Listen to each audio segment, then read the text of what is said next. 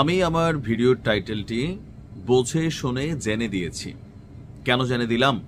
আমরা হয়তো দেশের বাহিরে আছি, আমরা হয়তো ছোট মানুষ, কিন্তু যারা আমাদের বাংলাদেশের প্রধান রাজনৈতিক দলগুলো, যদি মাত্র একটা দল বিরোধিতা করত ভাবতাম যে এটা হয়তো পলিটিক্যালি বিরোধিতা, কিন্তু যখন আমাদের প্রত্যেকটা দলই এখানে এই বিষয়টা নিয়ে বিরোধিতা করছে তখন বুঝতে হবে ডালমে কুচ কালাহে, অথবা ডক্টর ইউনূস বাংলাদেশের এমন ভালো চাচ্ছেন অন্য কোনো রাজনৈতিক দল এই ভালোটা করতে পারবে না, অথবা এখানে ডক্টর ইউনূস এবং তার যেই সরকার আছেন তাদের বিশেষ কোনো ফয়দা আছে।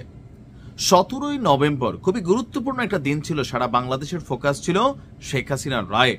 আর ওই দিনই বিদেশিদের সাথে যে বন্দর ইস্যুতে এতদিন কথা হচ্ছিল সেই চুক্তি সম্পন্ন হয়ে গেল, পাবলিকের ফোকাসটা সরে গেল। এখানে একটা প্রকৃত রাজনীতির খেলা সরকার খেলছে।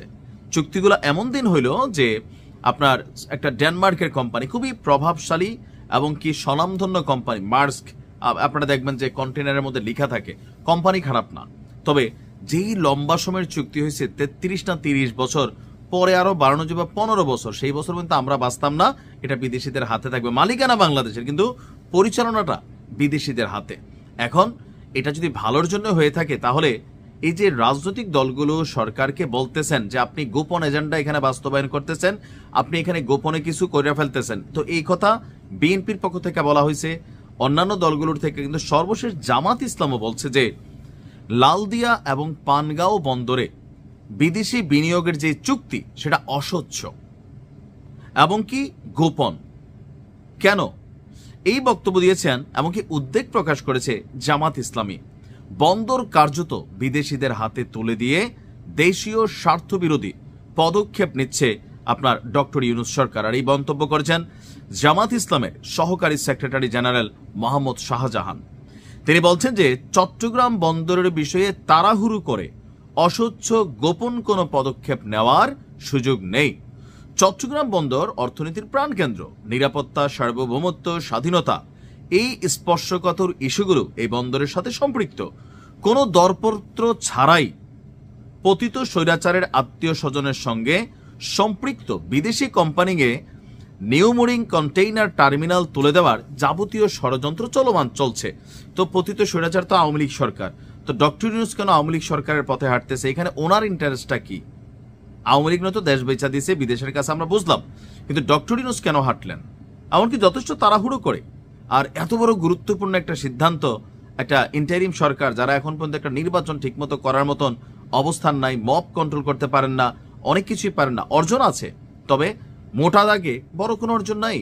তো সেখানে এত বড় একটা চুক্তি একটা ইন্টারিম সরকার করতে পারে কিনা সেই প্রশ্ন তুলেছে কে? রাজনৈতিক দলগুলো।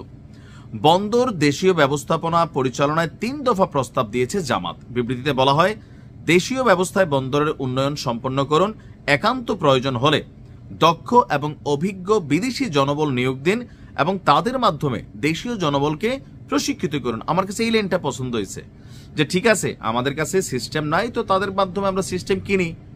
সৌদি করতেছে না, তাদের দেশে আইনা বিদেশ থেকে টাকা দিয়ে মানুষ এনে তারা করতেছে, কিন্তু তারা কি সবকিছু দিয়ে দিচ্ছে? হয়তো 2-4টা জিনিস দিচ্ছে, কিন্তু কন্ট্রোলিংটা কি? আমার কাছে টাকা আছে, বিদেশ থেকে মানুষ আনবো, আমরা ট্রেন্ড হবো, আমাদেরটা আমাদের জেনারেশন বাই জেনারেশন ট্রেন্ড হবে। এখন এই 45 বছর এই ইংরেজরা তো এই দেশ শাসন করে গেছে, গোলাম বানাইছে, এর বাহিরে কিছু না।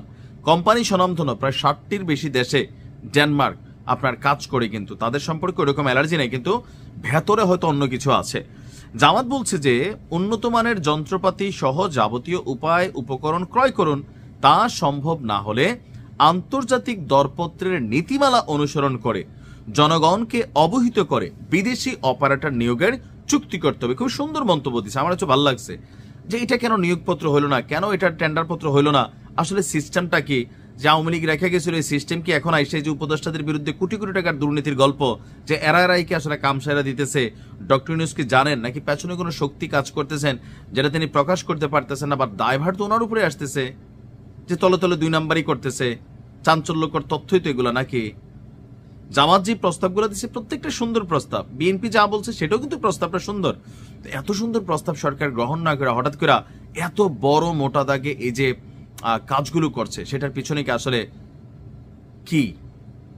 একটু তো এখানে খটকা থেকেই যায়, যেহেতু বিষয়টা স্বচ্ছ না। সরকারের উচিত পরিষ্কার পরিচ্ছন্নভাবে আমজনতার সামনে বিবৃতি না, যারা বোঝে তাদেরকে বোঝানো। নিশ্চয়ই সরকার বিষয়টাতে দৃষ্টিপাত দিবেন।